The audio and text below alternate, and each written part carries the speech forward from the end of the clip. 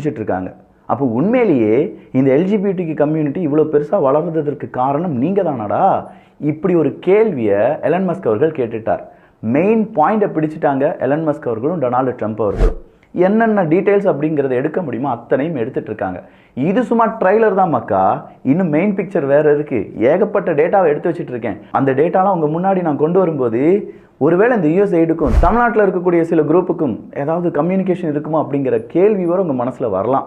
இல்லை வரும். நல்லதை பகிர்ந்து, இதெல்லாம் நல்லதுன்னு நினச்சிங்கன்னா அட்லீஸ்ட் கொஞ்சமாவது பகிருங்கள். நம்ம நினச்ச மாதிரி எல்ஜிபிடிக்கு தானாக வளரவில்லை. அதுக்கு பின்னாடி பெரிய அளவில் ஃபண்ட் ரைசிங் இருந்திருக்கு. அந்த ஃபண்டை இவனுக்கு கொடுத்து வளர வச்சுருக்காங்க. நம்ம முன்னாடி மாய உலகத்தை தோற்றுவித்திருக்கிறார்கள். இதனால தான் நம்ம வீட்டு குழந்தைகள் வரை இதனால் பாதிப்படைய போகிறார்கள் அப்படிங்கிற உண்மையை இப்போவாவது 4 மனிதர்களுக்கு நீங்கள் சொல்லிக் கொடுக்கலன்னு வச்சுக்கோங்களேன். நம்ம வீட்டுக்கு அந்த பாதிப்பு வந்த பிறகு தான் தெரியும் ஐயோ அம்மானி நாமளும் குதிப்பது.